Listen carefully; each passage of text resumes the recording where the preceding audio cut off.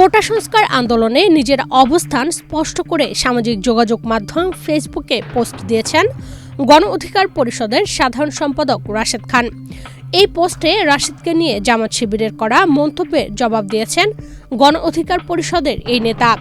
২৬ April রবিবার নিজের ফেসবুকে দেওয়া এক পোস্টে এসব লিখেছেন রাশেদ খান। কোটা সংস্কার আন্দোলনে নিজের অবস্থান নিয়ে রাশেদ লিখেছেন, করোনা বা যে কোনো ভাইরাসের এগেইনস্টে ফাইট মানি ব্যাকট্রলের লেফট রাইট।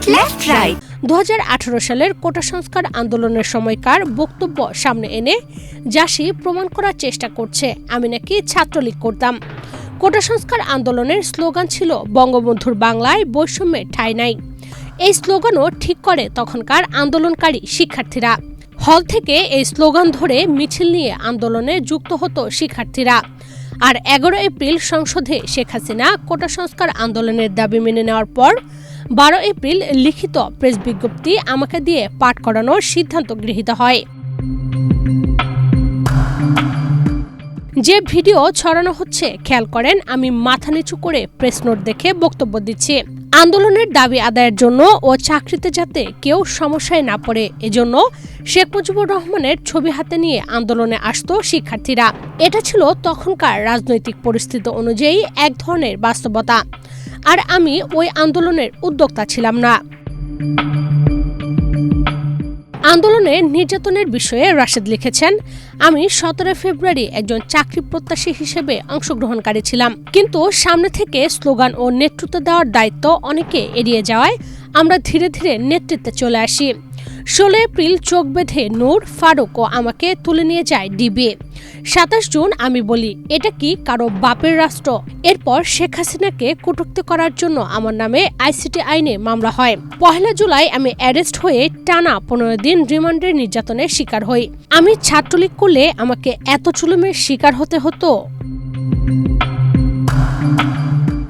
আন্দোলনের নেতৃত্ব দিতে গিয়ে তার ক্যারিয়ার স্যাক্রিফাইস করতে হয়েছে উল্লেখ করে রাশেদ লিখেছেন, আমার হাতে অপশন ছিল আন্দোলন সফল করতে নেতৃত্ব দিব নাকি এমবিএ ফাইনাল সেমিস্টারের পরীক্ষা দেওয়ার জন্য পড়ার টেবিলে ফিরে যাব।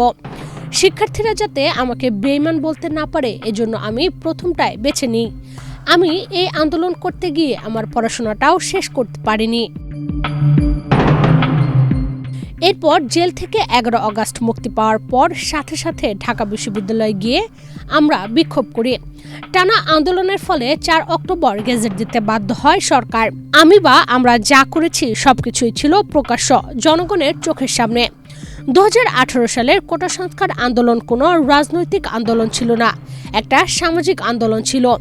আমরা জেল জুলুম, রিমান্ডের নির্যাতনের শিকার হয়ে আন্দোলন সফল করতে পেরেছিলাম বলেই আজকে এক একজন বিশাল নেতা হিসেবে টেলিভিশন টকশোতে যেতে পারছেন, নতুবা তো আপনাদের খুঁজে পাওয়া যেত না। এই দেশ ও জনগণের জন্য ২০১৮ থেকে ২০২৪ পর্যন্ত রাজপথের কর্মী হিসেবে আন্দোলন সংগ্রাম করে এই পর্যন্ত এসেছে উল্লেখ করে রাশেদ লিখেছেন, এই ইতিহাস সব আপনাদের চোখের সামনে সৃষ্টি। আমরা সামাজিক শক্তি থেকে ২০১৯ সালের ডাকসু নির্বাচনের মধ্য দিয়ে কিভাবে রাজনৈতিক অঙ্গনে প্রবেশ করেছি, যার সবকিছু ঘটেছে এদেশের জনগণের সামনে। জনগণ ও শিক্ষার্থীদের দাবির প্রেক্ষাপট ও এক ধরনের রাজনৈতিক শূন্যতার কারণে আমাদের রাজনীতিতে আসতে হয়েছে। এমন না যে আমরা হঠাৎ করে পরিচয় প্রকাশ করে নেতা হয়েছি। আন্দোলন সংগ্রামে নেতৃত্ব দেওয়ার কারণেই মানুষের কাছে পরিচিতি। ডেস্ক রিপোর্ট, বাংলাদেশ প্রতিদিন।